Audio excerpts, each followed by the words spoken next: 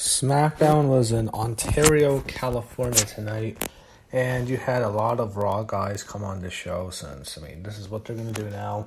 This is Vince McMahon's cure for the horrible, disastrous ratings. We're just going to have a open roster. There's no more brand split. The brand split's dead because the brand split, in his mind, is killing ratings. Even though the ratings 2 years ago, or 3 years ago, when they first brought the brand split back and he did the draft, the ratings were pretty good compared to now. They weren't good 3 years ago, but compared to now, they were definitely better.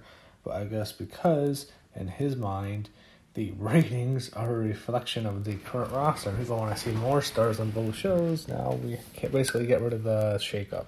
No more brand splits. Basically just one giant brand again. They're just going to have guys rotating on Raw and SmackDown, so nothing matters. Also, this show is probably going to get crushed in the ratings because they're going head-to-head with President Trump's official campaign for his 2020 re-election. He made his announcement. He's going to run again tonight, official, and I'm sure they're going to get hurt by the ratings because of Vince McMahon's good friend, Donald Trump. And because of that, I think WWE looked at this show as, we're just going to do the same old stuff. It just feels like a paint-by-the-numbers show. I don't know.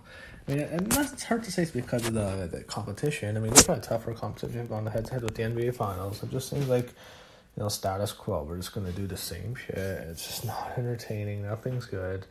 It's what they're doing, and it's getting to the point where I don't even know what to say anymore. It's like, do I even need to complain? Should I even complain about this? It's whatever. I don't care about Dolph Ziggler. I just don't care about him. I don't care that much about Kofi anymore. And I don't hate Kofi. I was great with him on the top. I think he's run his course as champion. I don't see him as a draw. And the main reason I think the SmackDown ratings are really down has to do with Kofi. He's not a draw. I don't think the average fans who watch the show buy him as the top guy and don't buy him as champion. Hardcore wrestling fans who go to WrestleMania loved it, and that was a great moment. But as a long-term champ, I don't see it. This guy's just not a star in my eyes. He's too small, and he just doesn't have, when he comes around throwing pancakes and he's the champion, it's like, ugh, whatever. But he's set up Dolph Ziggler and Xavier Woods. Match goes on not too long. We know Ziggler's going to win. He eventually gets the win. And it sets it up. They show stuff with Seth Rollins from Raw last night. They show a lot of stuff from Raw what happened at the end with Baron Corbin, so they're setting it up. They have Baron Corbin on the show, and you have the B team and Shelton Benjamin are waiting outside. Curtis says he doesn't care what happened yesterday, and then you have Matt Hardy, and he talks about Senior Bender. I don't even know what the hell Matt's doing. They show Alexa Bliss and Nikki Cross in the back. It's just the same show as Raw. It's like there's no point in watching it. Alexa welcomes everyone to Moment of Bliss, and she says her friend Nikki's going to be in her corner, and she says, asks Nikki where her coffee is, and then she brings out her guest, Bailey, and Bailey has, they're doing this whole stuff with the coffee, the Alexa Bliss coffee stuff, probably the worst gimmick in the company. I know she loves Starbucks and stuff, but this is some of the worst stuff. It's fucking horrible, fucking coffee gimmick.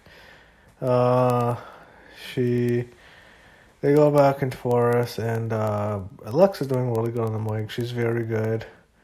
And Bailey is not very good on the mic. And I don't know if there's things where Bailey and Alexa, I don't know if there's heat, because we all know about the heat with Alexa and Sasha, but it's fine. The promo's good by Alexa, and I get the feeling they're probably putting it on Alexa again. I just think so. I don't think they see Bailey as anything. I think it's going back to Alexa, even though they wasted the money in the bank on Bailey. I think that was just done as a giant F you to Sasha Banks. I think Alexa's getting the belt back. And again, we go, Alexa saying she's not entitled and she's better than Bailey. She has always been better than her. And she talks about, Bailey peaking at NXT, which is definitely true, and and then she kind of says something real. She talks about how Alexa says Bailey thinks she's undeserving and she's living out the career that she wanted. I think that's probably more. I don't think that's Bailey. That's Sasha Banks. That's definitely aligned to Sasha. You can tell. I don't think Bailey really doesn't like Alexa. It's obviously Sasha. We all know hates Alexa, so it's clearly a shot towards her. And then you have Alexa hit her to Bailey, punches her back, and then you have Alexa get hits Bailey with the assist from Nikki. I don't know what they're going, but I think probably Alexa. And Zelina Vega is in the back with Apollo Crews, and he wants almost to help him. They show Brian Raw in the back. You have Heavy Machinery against Axel. No, man, I don't want to talk about that. This shows Seth Rollins come out, and this sucks. This shows shit. So, Shane McMahon arrives in a limo. Then you have Sami Zayn and Kevin Owens tell Shane what Seth just did. And he says he doesn't feel safe because Seth and Kofi. Shane then says Kevin and Sami can face Seth and Kofi in a 2 out of 3 falls match. I guess that's your main event. So we're back. We get an Aleister Black promo, and same thing, just a long promo, boring. The show sucks. Shane McMahon's gonna come and hog the show now. Great, Shane's on show. Talks about Roman Reigns. Drew comes out. This sucks. Miz comes out. I don't care. I'm just trying to get this over with. R-Truth comes on. I guess he reunites with The Miz. Oh, God. No one cares. This stuff's so boring. This show's so boring. So we see the authors of Pain, I guess they're back. And when they were walking out, we also saw Peyton Royce and Billie Kay. And Paige comes up to them with Asuka and Kairi, and she suggests that they face for the titles. But Billie Kay says they're booked this month. And then Paige says they are traveling to the same places and they want a match in Tokyo. So definitely the faces are going to win. And if they get it, they get a title match. You have Elias and Drew McIntyre against R-Truth and The Miz. An elimination match. R-Truth eliminated. And then you have Drew McIntyre and Elias finish off The Miz. They get the win. And then Shane McMahon beats up Miz again. They're just building up Shane for Roman Reigns. Ember Moon is in the back, and they see Carmella, and then it goes right to Mandy Rose and Sonya Deville. I don't know what they're doing with Mandy and Sonya, but they're like eating donuts. It's very strange. The stuff with Ember, and I don't know what they're doing with Ember Moon either. They show the Firefly Funhouse, just a repeat of last night. R-Truth and Carmella. This stuff, oh my god, this show sucks.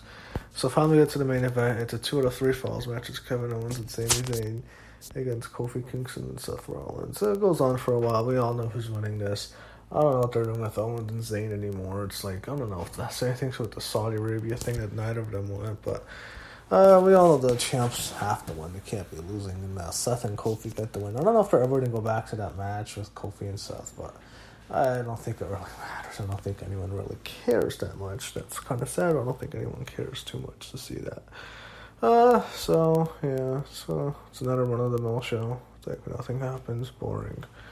So we have Stomping Grounds this Sunday, in case you actually remembered.